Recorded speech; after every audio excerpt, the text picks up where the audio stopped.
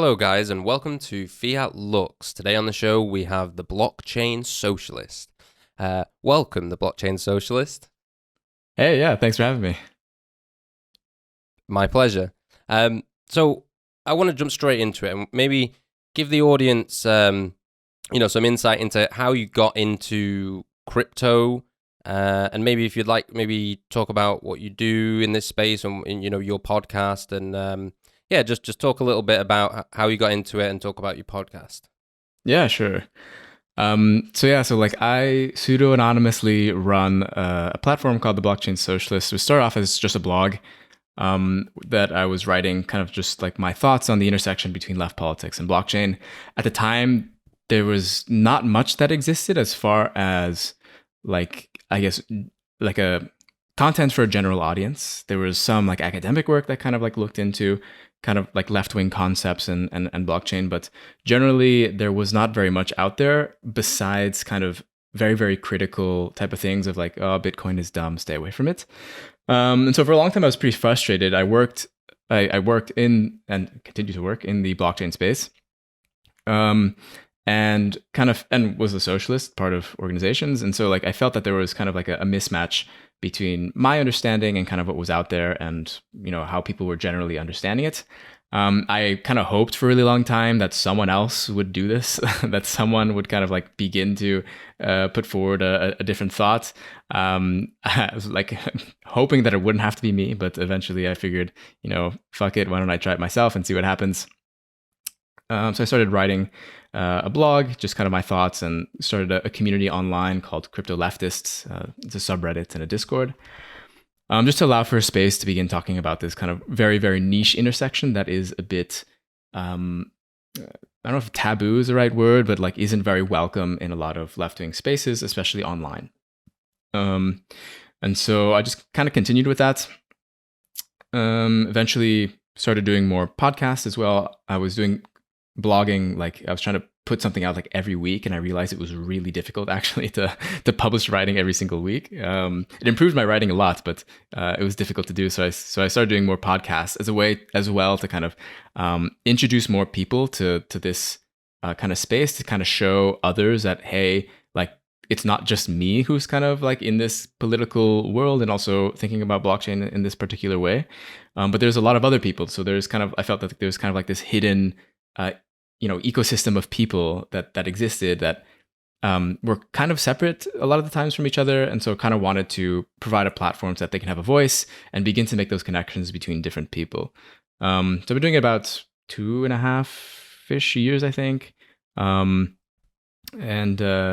It's been growing. I was lucky enough to begin getting some attention from different people. Was able to interview Vitalik a month ago or so. And talk to him, candidly about politics, which is something that, it's kind of rare to get these types of people to talk to a leftist, like a real leftist, and not like kind of like a milquetoast liberal type of person, kind of like vaguely progressive.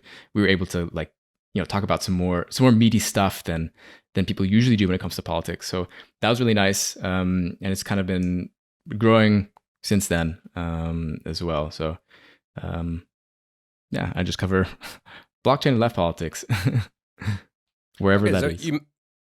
You mentioned sort of like milquetoast, you say liberal or milquetoast leftist. So I guess in your view, what would you say is kind of like the real leftism or the core of left-wing ideology? What does that mean to you?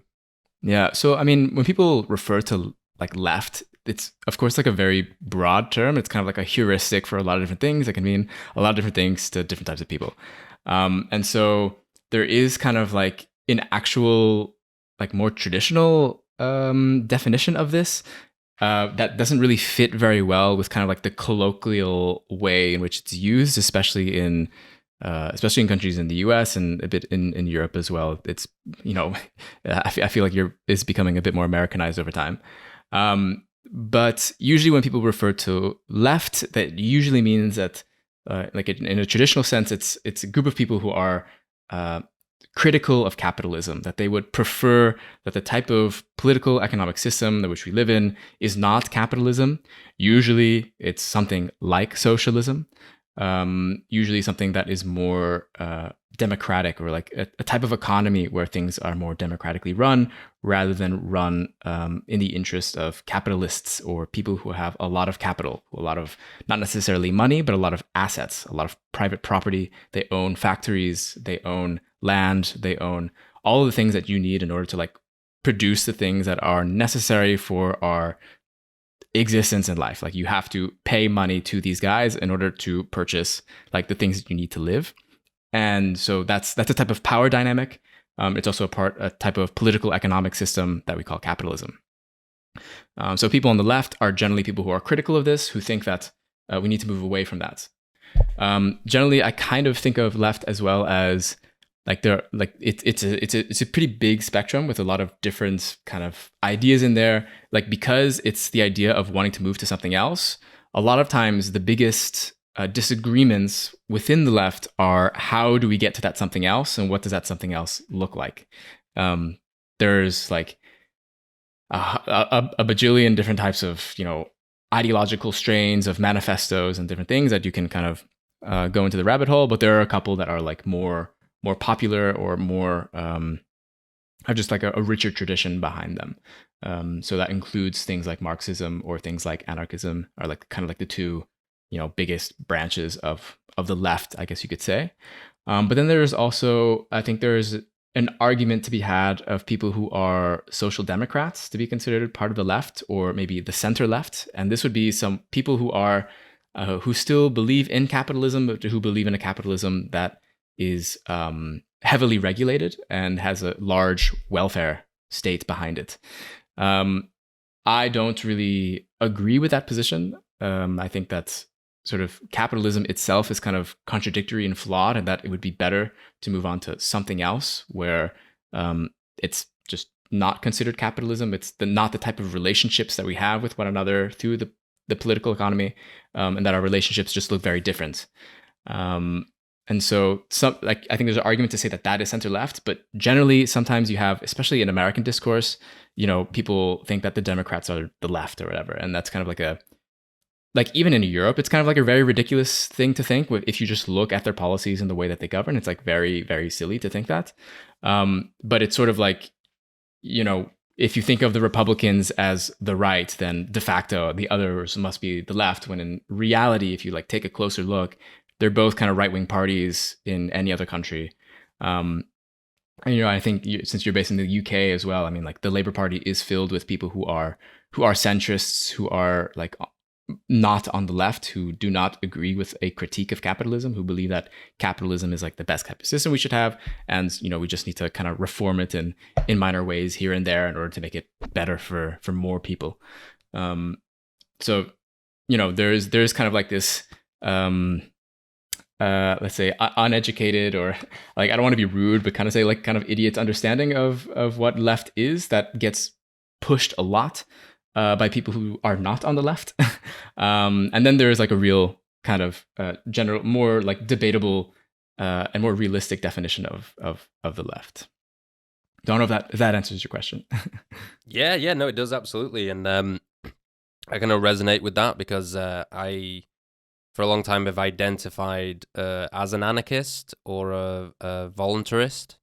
And that would be considered extreme left, right? And obviously, sometimes it's hard with these like spectrums. It's like it's an oversimplification that is sometimes useful to like use this spectrum of like more or less left. But sometimes I don't find it very helpful especially when you're beginning to debate like very specific points about things. Then it becomes like kind of unimportant to say like whether someone else is more left or not. Then it becomes kind of like it sometimes turns into like a gatekeeping thing, like if you look at it historically. But there are different ideas on like how to reach like maximum human freedom, and people just have different ideas about that, and that could there are different labels for how you kind of define that. But yeah, I know, I absolutely agree. I think my point was that I don't necessarily identify with the left, even though that's kind of the box that I might be put into when we're talking about the sort of mainstream or general idea like you talked about, of this idea of the left. If I said I'm an anarchist, Right. they go, "Oh, you're a communist," straight away, like you're a commie, But then if you're actually like in these communities and you're on the forums and you're involved in debates and things, and you realize like actually there's like a really like hard divide between like the anarcho-capitalists and the anarcho-communists. There's a massive war going on constantly, and it's not like clear cut. Like people that the ANCAPs would say would sort of denounce that kind of labeling of being, oh, you're an extreme lefty sort of thing. But I just put like I say, personally, I identify as an anarchist, but I'm open to solutions from both sides. So I don't consider myself left. I'm just aware of like the perception of that. And I think you made a really good point about how there is a lot of nuance to these positions, and it's not so useful to argue about these the labels themselves. And maybe they weigh you down in some way. And I guess on that note, maybe this is a good segue. And so into my next question, why do you think there is such a distrust or dislike of crypto from the left? I think there's like some pretty good reasons why there is distrust. I mean, kind of generally, especially at this particular moment in which we're talking about with the recent collapse of different big crypto companies who had a lot of marketing and who were very confident in the type of services they were providing, and that very strongly insinuating that people could become very wealthy with using their platforms and using their products. And then now a lot of these people who were banking on these people, no pun intended, in order to like have some money for like retirement or whatever, or just to like get out of the rut that they probably feel that they're in because they're stuck at their shitty job or whatever. Now they have nothing, or like now they've probably lost a lot. And so there are like, I get messages on Twitter, on Discord, on Reddit all the time from different types of bots, like scamming about some new crypto thing that are like incredibly, like I do wonder sometimes, like, who are the idiots that are kind of like falling for these things, or they keep doing so much of it. But I think maybe I'm being a bit judgmental, because there are just a lot of people out there, especially in the current world and situation that we are in the economy, that are just completely dependent on working their shitty jobs, like living a life that they feel is like not ideal for them. And so they're trying to look for anything that they can to try and alleviate that situation. And in a like a very neoliberal economy, sorry for throwing out those type of words, but it had, like, we have seen in the past decades, like an extreme reduction of the welfare state, of the different types of assistances that were available to people in the past that are no longer available to us. And that's had like a lot of downstream effects. Like, people are just like looking for ways to get out. So I think for a lot of people on the left, like having this understanding of like history, where we know that like we've seen just extreme deregulation of the economy. We've had like capitalism and markets sort of dominate our lives more and more. And then compounded with the fact with this like crypto thing, where it's like covered in scams, where like people are losing money left and right. Especially people who are vulnerable to these types of things, like it is a bad look. Like I'm not surprised about that. And also considering, if you do look into a lot of the history behind cryptocurrency, there are a lot of like not great people, I guess I could say, people who are definitely much more on the right. Of course, not all of them, but some of them were pretty despicable in my view, and in people on the left's view, if you were to read like what they're actually saying. So there's a lot of problems. There are things that I'm not surprised why the left doesn't like it. I think the position that I take is a very difficult one. It's a very nuanced position. And it's very I guess I'm more interested in particular details than I am like making sort of overarching conclusions about a particular technology. We've had scams when it comes to email. I get spam all the time through email. I think spam makes up like 80 to 90% of all emails.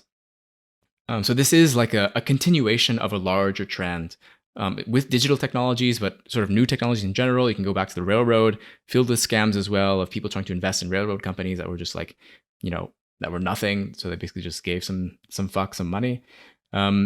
So like it is like this continuation of this trend. I think that people are just kind of like fed up with, if especially if they've read about it. So I understand. But of course, with the railroad, with email, like those things still exist. Those technologies are still nice. Like I'm glad they exist more than that they don't exist because of like those particular scams. But it's still like a difficult position for people who don't know anything about the technology so much besides like the scams, So that's kind of how I see it. I try to be understanding. Absolutely. And I mean, you bring up a good point because I have thought about this myself. You see all the bots, especially on Twitter. Yeah. And I've had the same thought. I thought, like, who is falling for these? Like, this is ridiculous. But then I realized that, I guess it's a numbers game because at the end of the day, these bots essentially cost nothing to run. And if you can spam 10,000 different users' accounts, it only takes one person to fall for it that has $1,000 in one of their crypto wallets, and you've made $1,000 for whatever it costs you to run your computer, with the electricity, or maybe you're running a bot on a cloud server or something, and maybe it's cost to do even less. You're not even paying for the electricity. Amazon's doing it or something. So yeah, I understand that, and I take your point about I try not to judge. We've all fallen for things, but it definitely is an issue. And I think one of the things, just to sort of like riff on maybe the regulation or how we kind of like counter these scams and things, as someone who identifies as an anarchist, through the years I've kind of thought about how this vision of the future, this anarchist future, anarchist society or communities might be realized, and quite early on came to the conclusion, at least for myself, that I tend to advocate for education over control or over regulation. Education over regulation. And so I think that what we need to focus on, in my opinion, and just because it kind of sits right with me, I'd rather educate someone than control them. It's that simple, really. We need to educate people a lot better, and you mentioned like a lot of people losing the money, some of the recent events with, things like FTX. I think even that, you like when you hear what people are talking about and you hear what the news is spreading, you start to realize that people really don't understand crypto. And it's not just this specific event. There's a lot of news events that, or FUD as they call it, fear, uncertainty, and doubt, that kind of miss the point, right? Like it's like a lot of these things are written by people that are very ideological, but they might not be so technical, and they definitely haven't really studied the crypto community. And so you realize that there's this blanket crypto term thrown out there, but FTX was a centralized exchange, and the guy that ran it was in bed with politicians. He was friendly with the regulators. That's, to me, in my opinion, that's all TradFi stuff, right? That's not crypto to me. Like, yeah, of course it is. You obviously you can argue that it was a crypto exchange. There's crypto tokens on there. You can buy and sell crypto, etc., etc. And that, again, that's not to say that there aren't equivalent scams, right, that are decentralized and are crypto. I'm just saying that I think,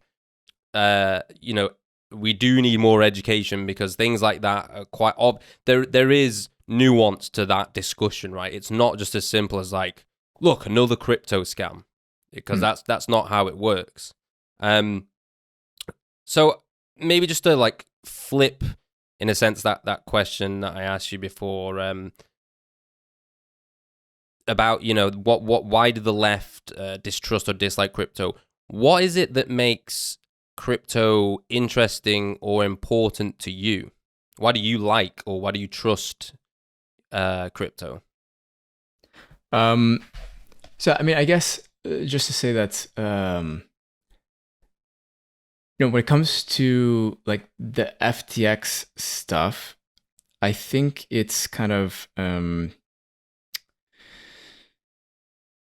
like it's still a huge problem. Like it's still like it's something that I think is it's not ignorable, or it's not like we can't say like, well, just because it's a centralized thing, so it's different. Like I think there is something to say for I think there's something to say for regulation in this particular situation, because like the what like having Alameda and FTX under the same umbrella of companies would be completely illegal under the traditional finance system, but because they were able to skirt different things because of how cryptocurrencies are classified and whatever, like I do think that is a problem. It is like I understand your points about education, and I like ideally I would agree, but it is sort of like what is missing here is there is no pipeline of education. Like there's no like every person who goes into crypto gets this like comprehensive educational package that gives them all the tools that they need to figure out whether something is a scam. Like I wish that existed. That's something that like I wish existed. Couldn't you say? I mean, I agree with you. But now I think about it as you're saying that, you could say that part of the problem is it's sort of reinforcing itself, right? It is the centralized exchanges. For example, you think about like Coinbase, right? You're talking about this pipeline of education. Yes, Coinbase does have features on their website and their app, right, where you can learn about crypto, right? But they're not really trying to educate. It's more of like an incentive to get people to come onto the platform. Yeah. Oh, here's $3, answer this like TikTok style quiz that lasts 5 seconds and you'll get $3 for free. Right. But I think that's, at least for me, and I would imagine for you as well, when you sort of move off the exchanges, that's when you actually learn about crypto. When you sort of like stuck in the exchanges, you're in this kind of like cycle of like, I guess just lack of education. You've seen all the new tokens that are listed on the exchange. You've seen the price feeds and all. You're given like a baby version. You give like a kindergarten version where you're in this like little neat room just filled with pillows or whatever, where you're caressed and told everything is going to be fine or whatever, without really learning much else. I mean, I say this as someone like I learned most of the things like technologically from crypto stuff was like by using crypto, was by like I was like trying to program Solidity contracts in 2016 just for like the fun of it, and through that I was able to learn a whole lot more than I was by just like buying something off a crypto exchange or doing Coinbase's stupid little quizzes. But like I understand as well that I'm definitely not like the normal type of person who's getting into this, and that's not like the usual trajectory of people. So I understand that like I'm lucky that I kind of had that. That I'm like, not. I mean, I'm a little bit autodidactic, where I enjoy kind of like using my hands and like getting into this stuff and like seeing how it works to like make up my own mind, rather than going through Coinbase's kindergarten class of crypto or whatever. So I mean, like I'd say that if there was like this really good comprehensive educational package for people in crypto, like I would love that. I would be like, yes, hell yeah, like let's do that, educate people. But that should also be the case for like a lot of things, just like financial education in general, of course, like would be helpful. But I think what is kind of missing is, in my view, is that there is this kind of overarching power above us of capitalism, of capital. The Coinbase, all these different companies, whether they are crypto or not crypto, that doesn't really matter. All of them are incentivized by profits, right? The profit incentive is like endemic to capitalism. That's kind of like the reason why people exist, is for this like pursuit of profit, pursuit of wealth accumulation. And so like just to also bounce off that point you made about SBF, like of course he was going to regulators and he wanted like political acceptance. He's not the only crypto person to do that. It's like plenty of DeFi people, like they have their own lobby as well, at least in the US government. It's like, this isn't like to me, it's not a difference of traditional finance or centralized finance. It's not a difference versus DeFi. Like to me, it's not a difference of that. It's to me, this is just endemic of everything that a capitalist would do. Like that's how you win the game. Like it's more like a synthesis that I think is happening, where crypto has become like the people in crypto, they're appearing very rebellious, very revolutionary, but they want to at the same time synthesize into the already existing system so that they can benefit from the things that the system like guarantees them through the legal system. You know, like there are huge benefits to do that, to have like regulations in your favor. Like DeFi people are definitely lobbying Congress so that, you know, Congress doesn't put some law about everyone needing to have KYC if they have a node on a blockchain or something like that. You know, like that you know, that requires political points. It requires political like buy-in. Like there are reasons to do that. No, there's a mix of good reasons. There's a mix of bad reasons. But ultimately, like at the higher level, like to me, this is a problem of like capitalism, like the incentives of the system itself. But so just to say that, I think so like to get to your actual question that you asked in the beginning. So like the things that I find interesting is that the same sort of like problem that crypto people were trying to solve with the double spending problem, Byzantine generals problem, like although they were kind of looking at it through the lens of the creation of money, or like a monetary system that's sort of outside of banks, outside of government, that same problem, by solving it, you are solving more than just the problem of money, which I mean, and just like a sidebar, like I don't think they really solve the problem of money per se. But they do solve a pretty interesting problem that has a lot of more abstract type of implications to it than just like this kind of simplistic kind of like, oh, now we can make money now. So although they came from that point of view, I like my argument is kind of that they don't really know what they did. They don't really know what they made.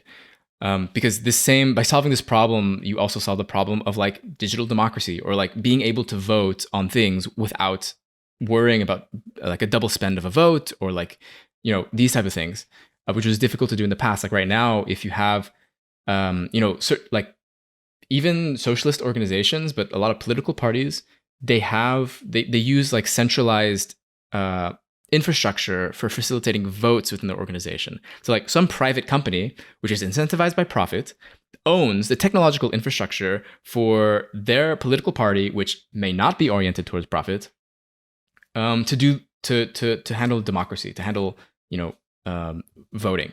And that's like a huge deal. That's like a huge thing that you should not have to rely on paying a for-profit company to do, in my opinion. You should have, if you have the option for something that is open source, that is neutral, that like, you know, you can build the incentives in yourself for what you want at a very granular level, then you should do that. Like that should be like a preferable option to the like centralized tech company that's giving you like electronic voting booths or whatever. And go ahead. Sorry, go ahead. No, go ahead. No, I was just gonna say that. So like this type of thing, solving this problem, has huge implications for a democratically run economy. Like if what blockchains are doing, although I disagree that they're making money, is that they are like kind of creating the tools and mechanisms, open source, available to anyone, types of things to like mix and match kind of these different building blocks for creating different types of economies with different types of logics to them.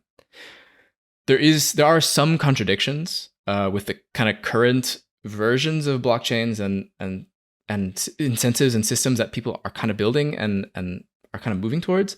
Like I think there is this kind of issue of like, for example, token voting. Like I think is the dumbest idea in the world. If you can just buy your votes, it's kind of like what is the point? Like that is our system, but worse. You know, like the US dollar is the governance token for, you know, the US political system, right? So like why would we want to go for that? And so like people from the outside who don't know anything and they look at the surface, this is what they're seeing. They're seeing like the dumbass ideas that kind of people have been starting out with because they're coming from a framework that is very libertarian, that's very free market oriented. And I'm saying that like, yes, your ideas are stupid. that we're kind of like going at the moment, but we can do so much better. That's like the plus side is that, and there are people who are doing so much better, who are like advocating for much better types of governance mechanisms than like standard token voting that I think deserve a lot more attention and a lot more money, to be honest. But you know, because of this very neoliberal idea of like, you know, if we all just like follow our own, you know, greed, if we all like kind of just are incentivized for profit for the individual, then we'll all kind of collectively come to this greater good. You know, this very Hayekian like libertarian idea, which is like, to me, completely off the mark. So that's kind of the problem. So like part of the issue for me in crypto right now is that a lot of people who are in it and building on it, they're kind of using these very flawed mental models for how they think these things should be used. And I'm, you know, kind of using my platform and my podcast to try to nudge those people a little bit, like, hey, there is a lot more that you can be looking into that is a lot more interesting, that would probably be more closer to the thing that you want. Because I think at the same time, a lot of people, like, if you are an idealistic kind of smart contract developer or you know, blockchain engineer, and you do actually want a better world, you like, I do believe people when they say that they want to have like a more democratic world. They just don't have like the mental models, I think, to do that. And so they're building maybe these token governance type of mechanisms, and then like afterwards realizing the problems. Like I want to try to help provide kind of like the philosophical, political kind of, you know, baseline of knowledge in order to help them come up with these like more interesting things, more democratic things. No, I some great points there. I think the thing you said about token votings was really funny, because you're absolutely right. When you square that up against like traditional politics and you know, lobbying and things like that, at least in traditional politics, they have to pretend that they're paying you for a speech at your conference, you know, and things like that. Whereas instead of straight up just like, oh, I'll just buy $1 million of this token and now I have all the governance rights I want, you know, right. At least there's like some, you know, kind of thing you have to like navigate in order to like do it in that some case, kind of shady like sometimes way. Bureaucracy is like a little good. You know, exactly. It prevents the speed at which rich people as much as I hate to say it, there is a point to that. And I also agree on the digital democracy point. I think for a decade I've been thinking about things like digital democracy. I actually and it's funny because people call it different terms. I think you're maybe the first person in a long time that I've heard use that term. I'm not saying it's not not a term that a lot of people use. I just don't hear many people using it. I actually I own still the subreddit Digital Democracy.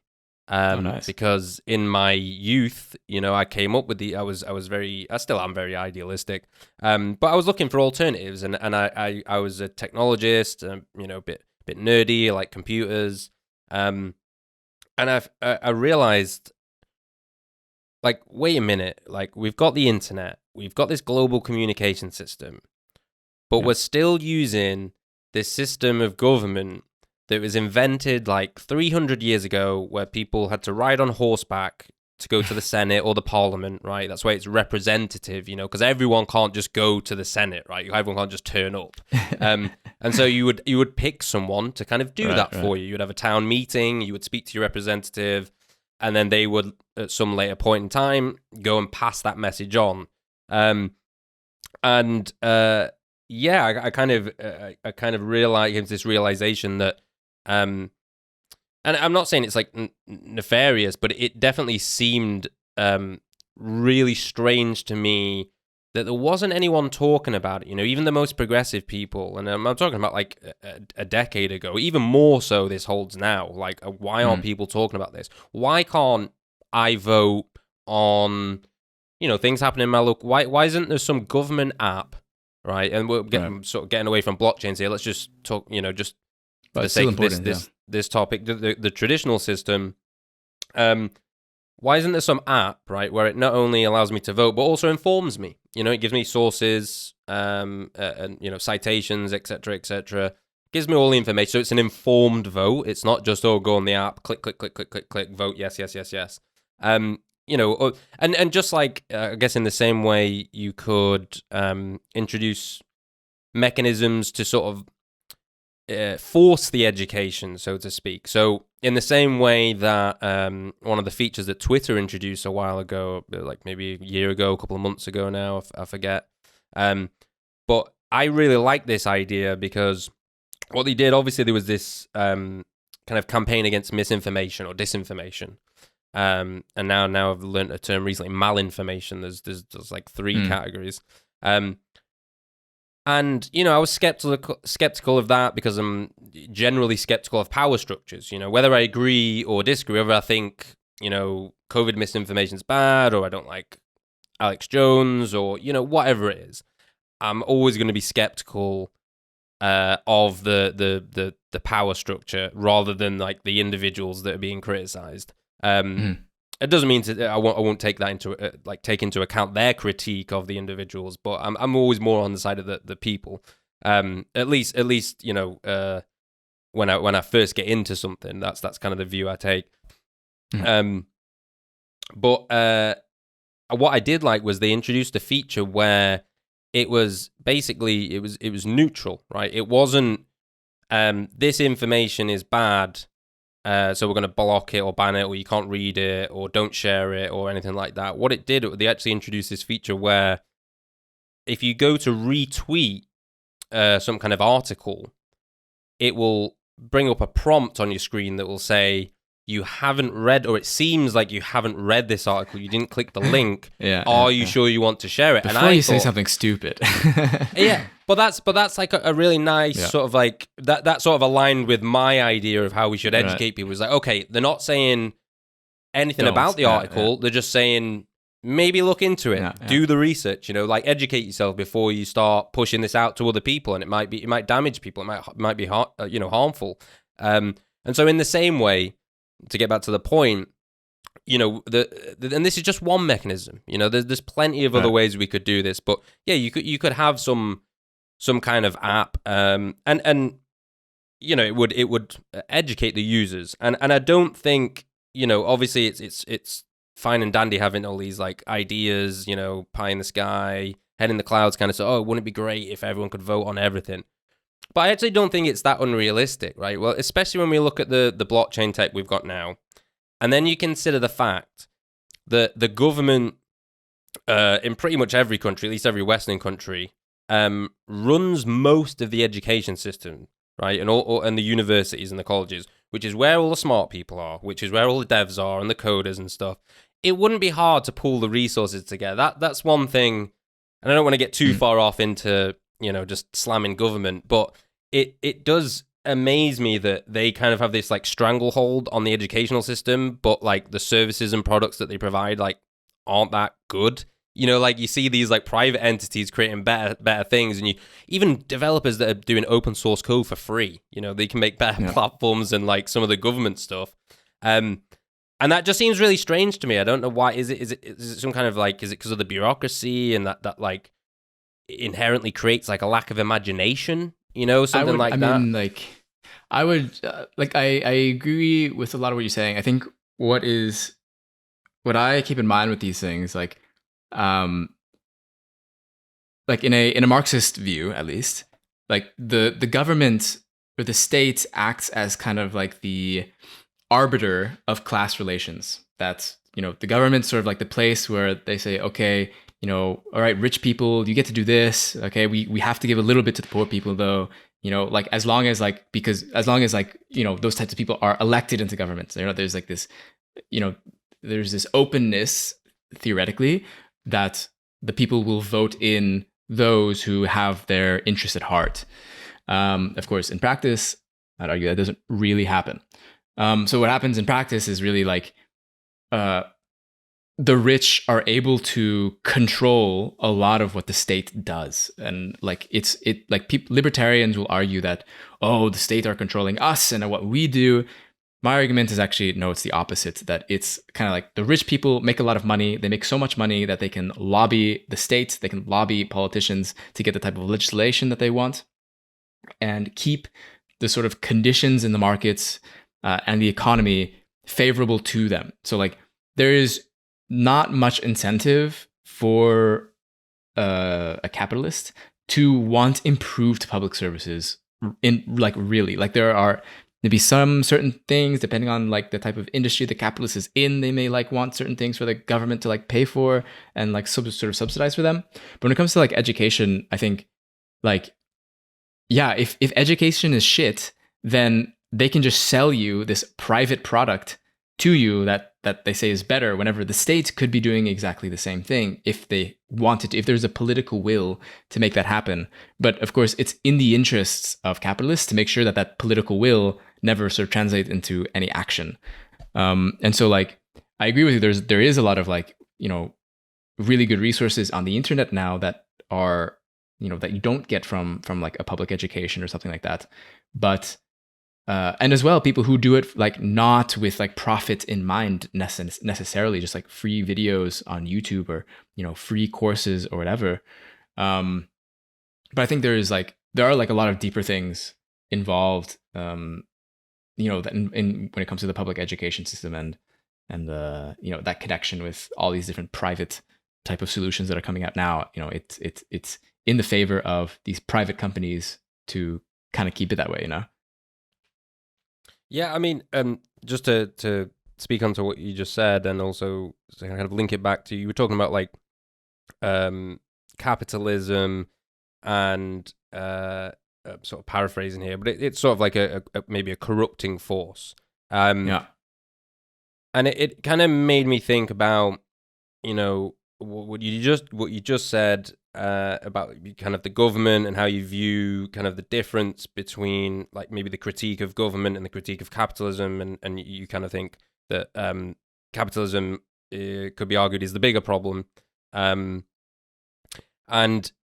you know, I think in some sense I think there might be a bit of a, I don't know what you would call it. It's not, maybe not a mindset or spiritual or something like that. But there's kind of an aspect of it, at least for me, where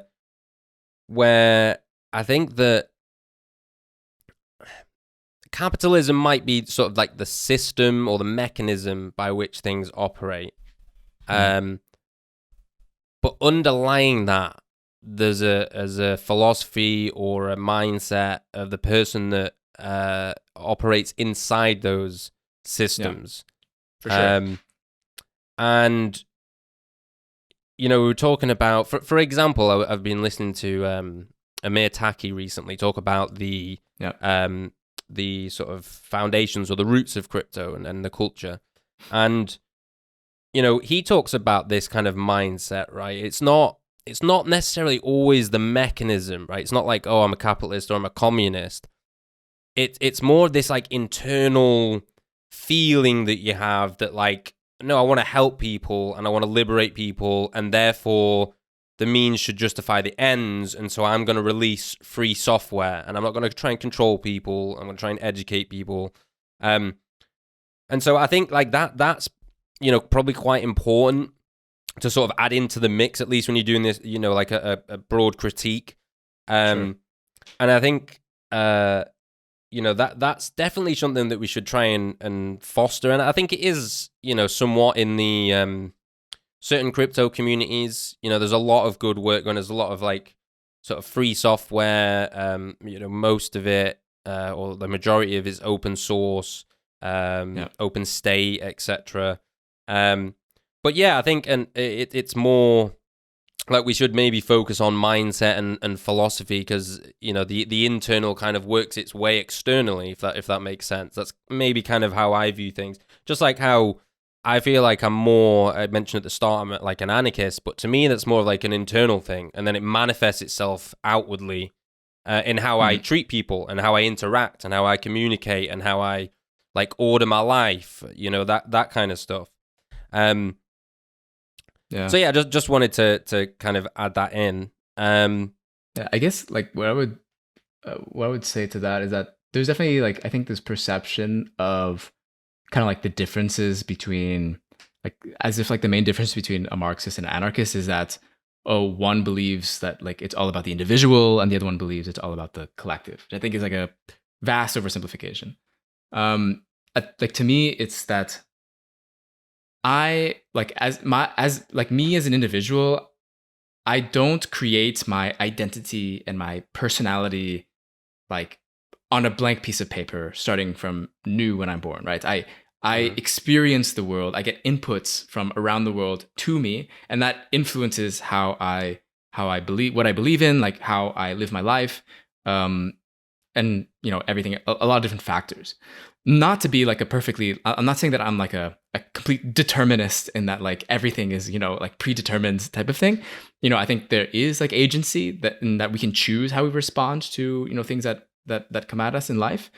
But I do think that there like to me, I think of capitalism as like this like inescapable system for the most like if you're living in a Western country, you're inside the inescapable system of capitalism.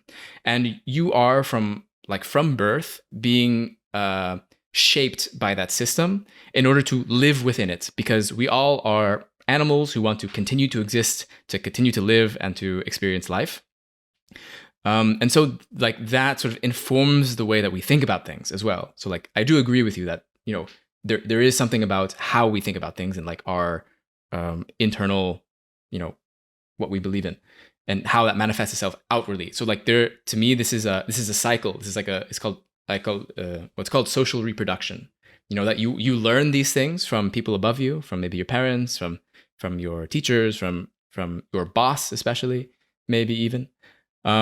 And then you internalize those things and then you reproduce that same type of social relationship with others that is expected of you within capitalism. Like you say, like, you know, it's a good idea to save money, right? Your parents will tell you that, like you will internalize that, you will save money, and then maybe something good will happen because like that's the type of thing that is kind of incentivized under capitalism.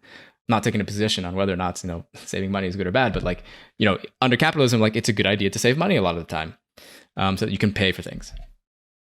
So like there's like this reproductive loop that we're kind of stuck in, and there is definitely a need to kind of like which is I think the job of everyone on the left is to try and break that, to try and like, or at least to make people aware that they are stuck in this reproductive loop. Even if you are like the you know, even if you're me, if you're like if you are openly a socialist or whatever, like you are still stuck in that loop because you're stuck within this like very large system that like you as an individual you cannot break. You cannot break. Like I cannot personally overthrow capitalism, right? And for like anyone to think that they personally can is like a I would suggest not to believe that because that's a pretty depressing thing to think because it's not going to happen.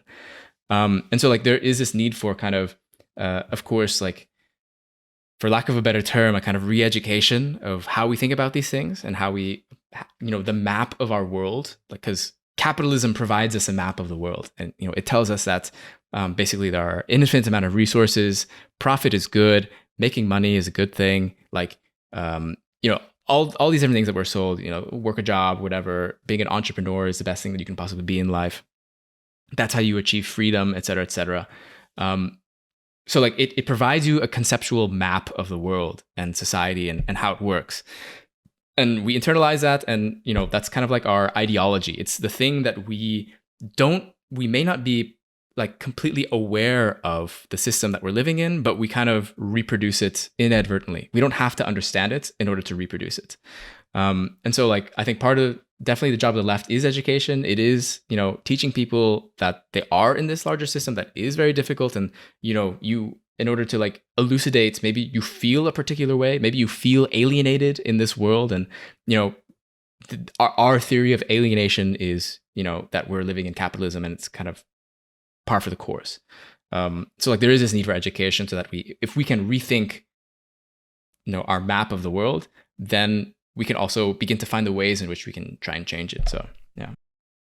I agree again. And I think just to kind of link that back to this kind of internal experience, the point you made about like the reinforcement, you get told these things and you act them out, and then maybe you get like positive reward for it, and then you internalize it, and it's a vicious cycle.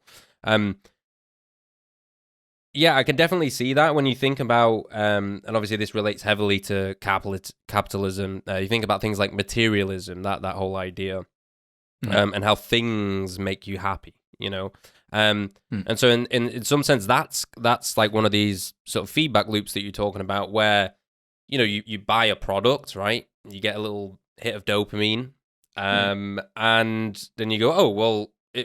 Capitalism must be right. Like maybe you don't think about it; it's not a conscious thing. But you realize, like, oh, what the advertisements on television are telling me. Well, it does make me feel good, and I do feel like a better person, and I feel cooler, and I'm more important because I've got the XYZ. So yeah, I think that's. So yeah, we do, like you said, like a re-education, the map of the world, and. Again, like I'm sort of harping on this note, this kind of the internal part of it, or the internal structure. Obviously, it's a two-part thing. There are structural problems, and then there's internal or philosophical or spiritual problems as well. But I think that's probably a big piece is the kind of, and I imagine you've done a lot of this, as many people come to like similar conclusions to you, whatever, like internal work where you realize. What makes you happy is like meaning, and like friends and family and connection. And, you don't have to really, I guess it is strange in a way that this isn't so obvious to people, because you don't have to do that much of a deep dive or a deep analysis of like materialism, right? Like you buy something and it's quite obvious that you get used to it. And it's obvious that it was a kind of like a drug that you like got. You were happy for a little bit, and it's the same. You get your car, your first car. It's kind of crappy or whatever. Then you get like a better car, and then like by the time you're at like your third car, you're like, okay, cars are kind of boring now. And so it's kind of strange. Drug. You need to consume that new commodity to make your life happy. Yeah, it's true, but it's strange that like people don't see around that cycle, because it's almost obvious after a couple of years, you kind of like it's just inherently, it's just there. It just is. That's just how life is, As a human being, you get acclimated to things, you experience them in a certain way, and then later on you experience them in a different way, and you square those things up against each other, and you go, okay, well maybe materialism and like making loads of money and just going after profit, maybe that isn't good. Maybe I don't need more stuff. Fulfilling. Maybe it's not a fulfilling life. I mean, I kind of feel bad for those. I've met a fair amount of like very rich people, very rich kids, and kind of it's. I mean, maybe it's a stretch, but I kind of believe it's a little bit of a mental disorder, like to be so addicted to needing new things all the time. And it's, of course, not one that necessarily they may be aware of, and it's one that kind of like society at large also encourages. So, I feel bad for people who are stuck in that. They call it the hedonic treadmill. That you're on this treadmill that's constantly, you're not going anywhere, but you're moving forward. I feel like you're moving forward as you buy these new, the next newest shit in order to try and make your life happy. Yeah, I agreed. So just want to jump into another question, and we're coming up to the hour mark now. So maybe ask two more questions if that's all right, and then we'll finish it there. Sure. So I guess you've talked about there being this battle between the state and the private sector. And how there's actually a third option. I think this kind of relates to a lot of what we've been talking about. There's a third option that people are missing. Maybe could you elaborate on that? Like, what is the kind of like trap, this like polar trap that people are stuck in? And what is this like third option that you're alluding to? Sure. So yeah, I mean, when you think a lot about kind of contemporary political discussion and debate, a lot of times the framing that you have is either the private sector is good and amazing and the thing that we should be encouraging because it fosters entrepreneurship, it offers like innovation and new products or whatever else. That's usually kind of like encoded as like the right. And then you have like the public sector, which is the state is actually very good because it protects us, because it provides this welfare system. It provides like kind of the social safety net, and it prevents kind of like the excesses of the private sector. And that's kind of like coded as being left in a lot of these type of discussions. And that's kind of like, you know, the very, very simplistic framework that these discussions kind of fall under. And so like you almost think that there's like only two spheres of life, public stuff and private stuff.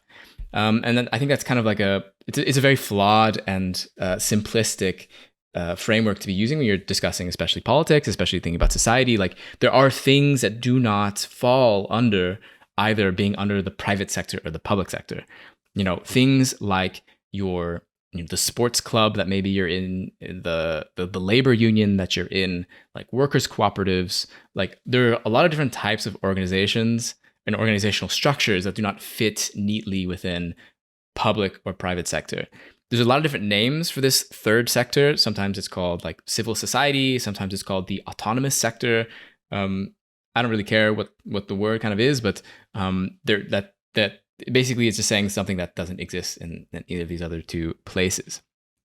And so like when you're thinking about that in the context of blockchain world and crypto world, like, you know, people who are kind of crypto hype men a lot of the time, these kind of libertarians, they're definitely on the side of the private sector. They're definitely like, we need to get the state out of everything. We need to like privatize. We need to like put everything into the logic of financialization, of profits. Like if we just, when people talk about incentives in blockchain world, it's kind of annoying how much they just mean like making money. Like, you know, let's just like, you know, incentivize people to do good by giving them money to do it, you know, like, but a lot of people are not, you know, that's not what drives them. Like, I don't want to, if I'm getting paid to do, I don't know, volunteer work to help people or whatever else, like, then it's not the same. It's not volunteer. It's like, I'm not doing the same thing. That's not why I want to do those things. And so it's a very overly simplistic worldview. But also you have like this idea with blockchains that it's sort of like a system, it's a medium for kind of subverting a lot of the things that the state does. And to a large extent, that's kind of true. To another extent, I think it's not that difficult to imagine like a world where a state is using a blockchain can be a very dangerous one. It could be like, you know, if at least in the world right now, if you break a law, like someone has to witness you breaking that law or whatever, you know, like there has to be some kind of trail that investigators can find for you breaking that law, even if it's a dumb law that, you know, shouldn't exist. Whereas if everything's on a blockchain, there are now a lot more things probably that are going to be very, very easy to track, very, very easy to also just completely disallow. If we think of this idea of like code as law, which I also don't agree that code is law, but if you try to apply law in code in various situations, like you can like really, really hurt people and not give them the space for like arbitration, for like putting forward their case for this or that. Like if we have, you know, landlords who have digital locks on their doors and like you couldn't pay rent, you know, in a day and you're homeless for a day, like that's pretty shit. That's not a world that I want to live in. And so like, then if that's just the framework that you're using, then you're stuck between a rock and a hard place, right? It's like, you know, there are problems with both of those. And so I think what's a more interesting kind of like perspective to look at the crypto and blockchain space is this third sector, is thinking about directly democratic types of organizations where it's participatory, like directly participatory, where you have a say in like the ongoings of that organization in the way that you do not have that ability in a corporation, that you barely have that ability at all within the state. So kind of thinking a little bit smaller in certain cases. But I think also what's nice about blockchain is to kind of scale that up, is the ability to kind of, like you were talking about before with digital democracy, scale up that third sector to be participatory in a way that a lot of people can participate rather than just being like, a small little club that can't grow or scale. So yeah, I think this type of third sector, autonomous sector, it's ironic, or it's kind of fitting that DAOs, decentralized autonomous organizations, are also very popular when it comes to blockchain world. So, I think using blockchains for facilitating and creating these mechanisms where democracy can just be like a normal thing in your life, where it's just like, it's the norm that you get to vote, that your voice matters in things, which is not the case right now, would be a very big improvement in the way that people like connect with one another, the way that people like relate to the world. It would reduce the amount of, I think, like financialization in people's lives, or just like the fact that everything is revolved around money.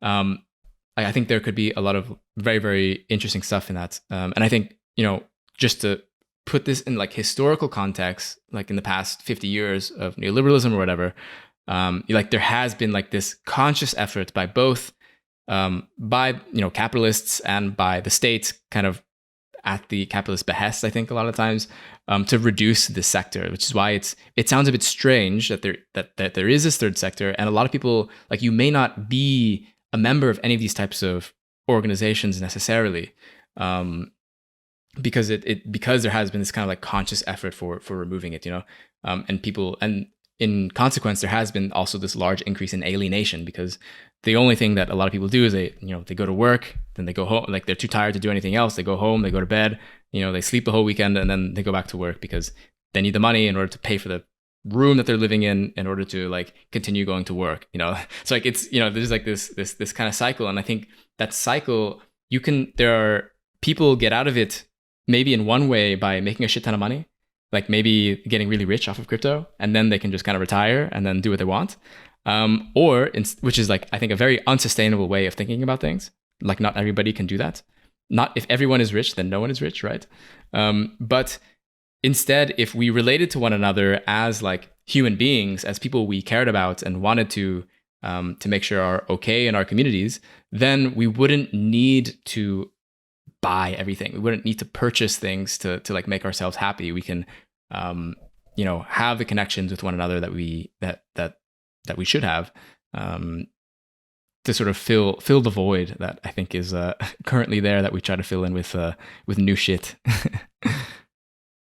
Yeah, just to kind of, I suppose, two kind of like, maybe it's not the flip side, but kind of the other side of what you were saying. So the first thing is the code is law.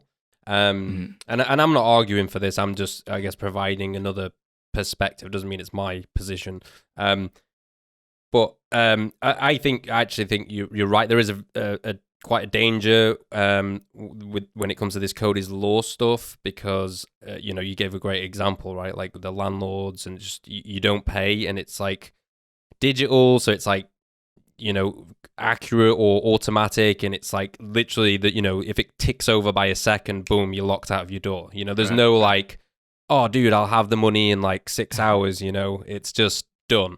But on the other side of that, there are people who argue that is in the same way sort of helpful to the little man or the people, because companies or corporations, private sector, won't be able to screw you over from their side. So like if they owe you some money, because code is law, they have to pay you out, and they can't be like, oh, all this legalese, and like, well, the contract kind of said this, but like we're gonna word it this way, and what I mean, that kind of. So I can see the other side. I think maybe that's the side about the maybe being more harmful might be a little more of a potent argument, or something to be aware of.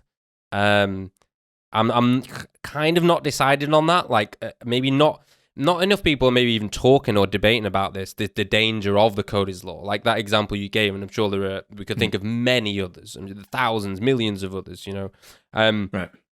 And you mentioned the third sector, and how maybe that's like closing down a bit, or it's kind of shrinking.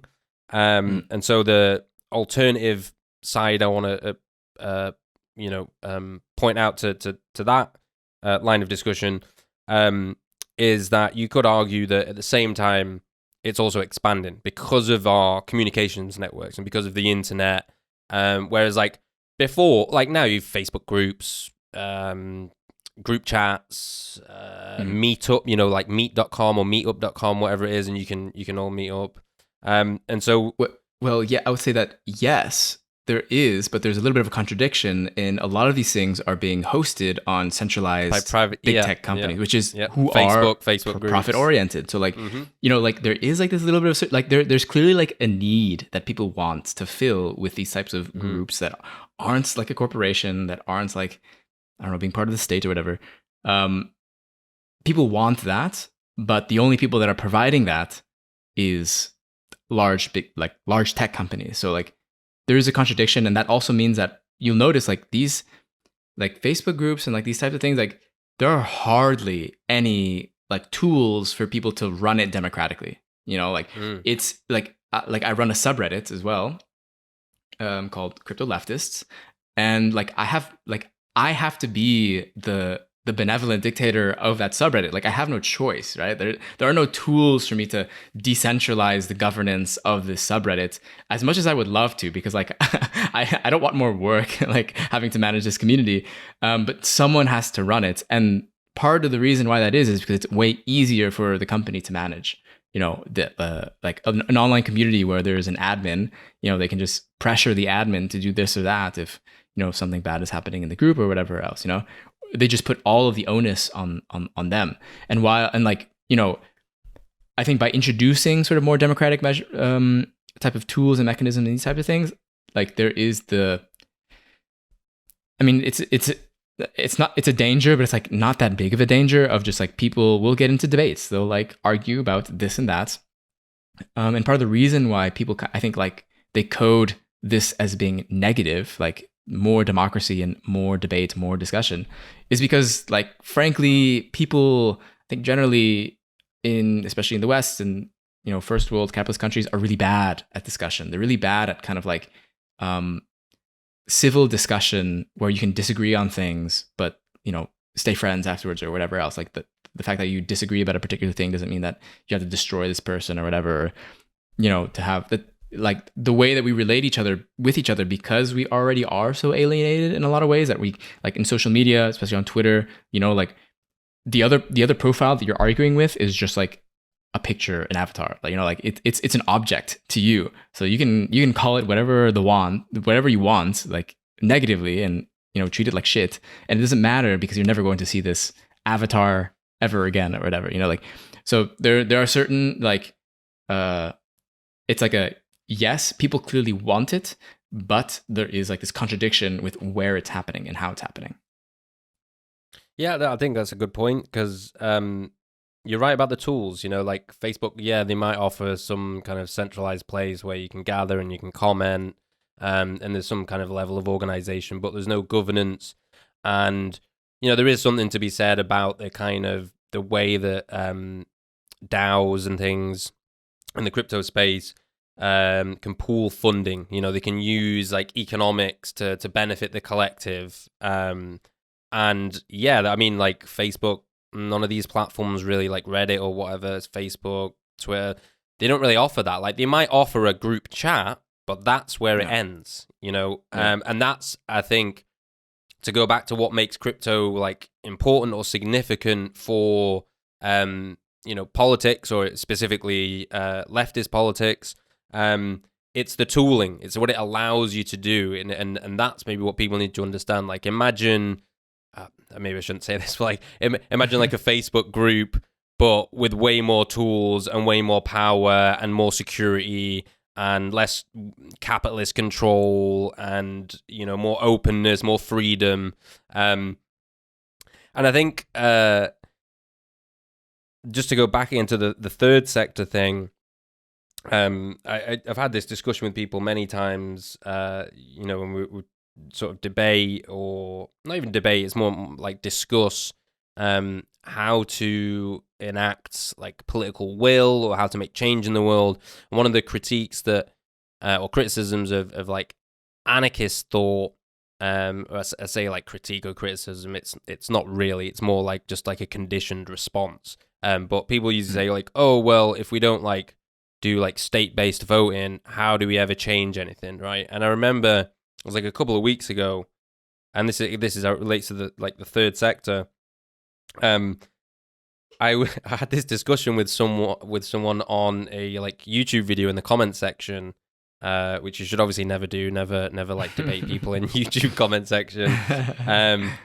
But I couldn't help myself. I wasn't trying to do that. I was just trying to like, you start off with like a good intention and then it just, descends into chaos. But this wasn't too bad. Anyway, the point is, I kind of put forward that like, we can sort of make change ourselves. Let's use this third sector, right? And a lot of the responses were kind of like, oh, well, you can't complain if you don't vote. It's like this like learned helplessness, like, oh, voting is the only way. And if you don't do that, then you're not contributing to change or helping people in any way whatsoever if you don't vote. Like, it's like either voting or you're doing nothing. You know what I mean? You're idle, you're lazy. Right. Like, and that never made sense to me. But the irony was, right, that I was having this discussion on a video that was a debate video that had 2 million views. So I responded, well, if there's no way to change and influence minds, what is this video then? If this has gone to 2 million people's minds, and it's not changed all 2 million people's minds, but just that alone, that fact, and that's just one video. And so I don't actually think we have an excuse anymore. When you look at the networks that we have, the infrastructure, the internet, the communication tools, to say that there is no other way to influence people or to make change happen. Like, yes, I can see how you can, once you go down the line, you can argue that, like, well, certain kinds of change, structural change with regulations and, things that, like, the state is sort of in charge of. I understand that. But I just mean in a more general sense. Like, I think generally people think the only way to change things is to do it via traditional means. And I see that, I mean, that's just illusory. That's just not true at all. Like, for example, your podcast or what we're doing here on my podcast, like, we're going to influence people's minds. The things we've said today will, even if it's only one person, right? And that is influencing behavior and that is making change in the world. And it's easier to do that now more than it has ever been. And so, I just thought that was funny that the people see it like that they ignore this third sector. And it's, it's sad, really. It's sad. Like I say, it's like a learned helplessness. It's like, oh, there's no way to change. No, like, like empower yourself, like speak what you think into existence. And like, you can put it out there now. You have a platform. Everyone can see it. So yeah, I don't know. That's the like, to me, that's like the quintessential like milquetoast liberal.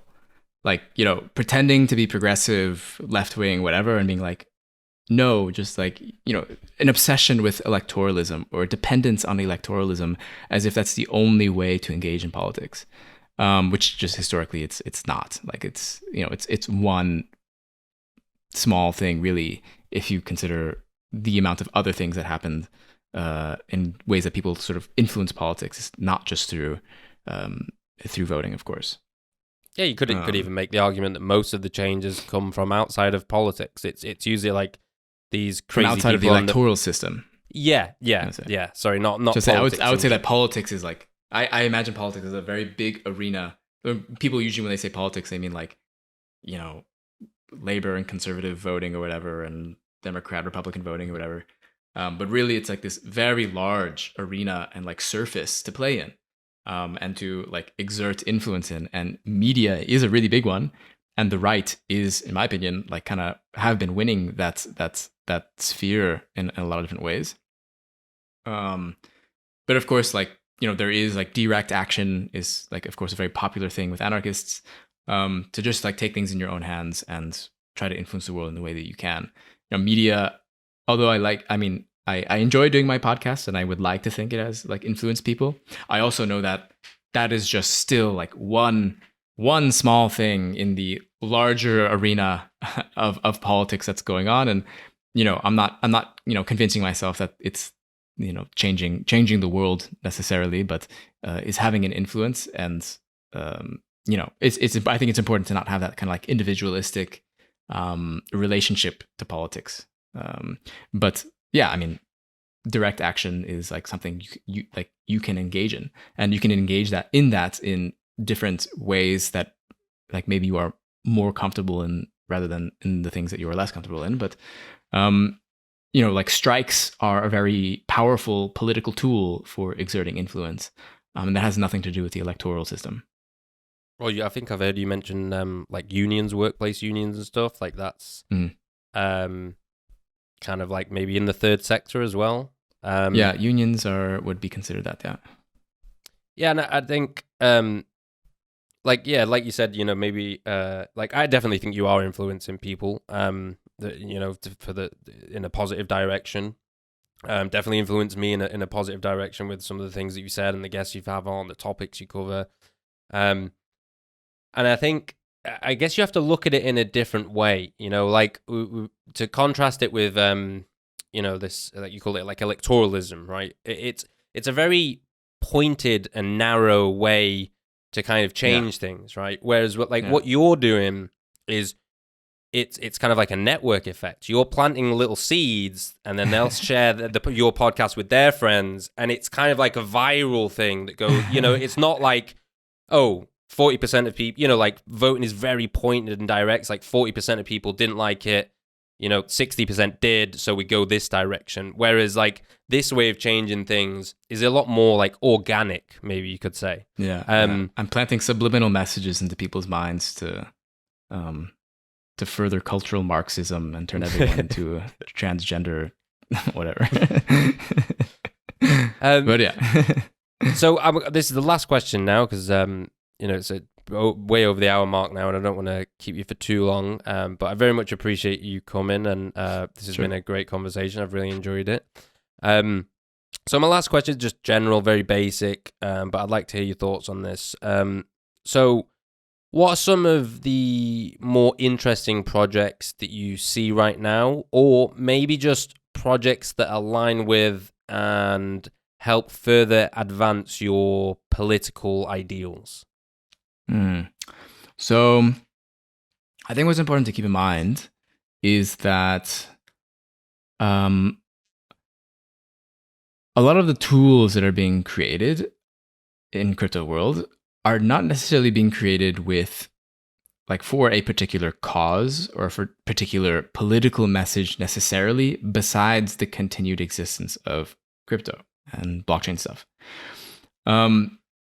So I think there are a lot of tools out there and projects that I think are interesting from a like conceptual level, or like that there is something interesting about it, and like there is something to say about it that can be useful in many different contexts, and including like a left-wing one, including one where like, you're with a bunch of your socialist friends or anarchist friends or whatever, and you want to do something on blockchain. There are a lot of projects like that. There are a lot of projects that are interesting in reimagining like how we relate to one another. But there aren't so many projects that are like, we're a left-wing project. And there are probably various reasons for why that is, because maybe, especially like DeFi stuff, if you're in financial, like you don't want to make political statements so much, because you want to appear as apolitical and get as much money as possible. So you don't want to offend anyone. But I mean, I'm a little bit biased, but the project that I'm working on is sort of one of the few that I know that is sort of like an explicitly leftist kind of project. It's called Breadchain. So with Breadchain, what we're trying to do is kind of provide an infrastructure or foundation for any type of project that is kind of aligning with our values. So you can say progressive, leftist, whatever type of values. And to have a place for them to kind of plug into, to be a part of a federation of also aligned projects. And in that way, we can sort of create different network effects of these different projects who can then sort of like cooperate with one another in various ways to expand like the overall base of, let's say, progressive leaning people in the blockchain world and their ability to use these tools. So there's that project I think is of course really interesting, but I'm very biased. And there are like, already three other projects that are within the umbrella of BreadChain. So one is Pact DAO. So that's a mutual aid organization in New York City. The other one is Labor DAO. They're sort of exploring the intersection of labor unions and crypto, and trying to figure out both from a traditional union side, like how can traditional unions use them, but also what is the current state of labor in the Web3 world, because there's a lot of people working in DAOs who I think are being misled about the type of working conditions that maybe they were going to be put into, that they end up realizing that they maybe are being exploited in one way or another. And then there is the Crypto Commons Association, which is a kind of an existing space in Austria where they host a lot of different type of crypto events. So one of the first ones they did was called the Crypto Commons Gathering. So that was a really interesting one where they gathered a bunch of people in sort of thinking about crypto from a commons perspective, which is like a kind of particular political theory, commoning, which is really interesting. They also do stuff. They do a conference on regenerative finance and things like that. So like these three projects are kind of right now the federation, along with kind of BreadChain itself, where we've been building our own application called the BreadChain crowd staking application, where people can sort of passively fund the cooperative, the project itself, by just giving DAI on Polygon. So like we have the application is basically a smart contract where you give DAI to the contract forwards the DAI to Aave. The interest that's accumulated from your DAI goes to the cooperative, and then you as a user, you receive back in collateral 1-to-1 bread token. So you can spend and use your bread token like any ERC20 token, or you can burn it and receive back the DAI that you gave. So in that way, it's kind of like a local currency. If you're in the UK, like maybe like the Brixton pound is I know one that local currency that's like pretty popular. So it's meant to be kind of like a local currency for this, kind of network of progressive leaning projects as a way to kind of like passively fund and as well be able to exist within capitalism. So like one of the biggest contradiction that we have as people on the left is that we need to exist within the system that we disagree with, but we also need to be against the system, right? And that's a tough position to be in. And so part of this application is kind of like trying to deal with that contradiction. How do we exist within and against? So that's one project. I know there are other ones that people are working on. Like I know DAO is a really interesting one. I think that is on Juno Network, which is like the Cosmos ecosystem. And they are kind of building DAO tools, but DAOs specifically sort of modeled after worker cooperatives. So they're very explicit about that, which I think is really interesting. And there's probably a bunch more that I'm forgetting at the moment, but there's a few projects that I would say are, I would say progressive leaning, although, explicitly political, maybe not, but I still find them interesting. Okay, yeah, that was a great answer. And yeah, I think I smiled a little bit when you mentioned your project, because I remember when Vitalik asked you the same thing. He's like, "What's your favorite project?" And you're like, "My project," Yeah, I mean, cool. I'm shilling the socialist project. Unfortunately, I feel awkward about it, but yeah, it is what I'm doing. It is, so I am biased.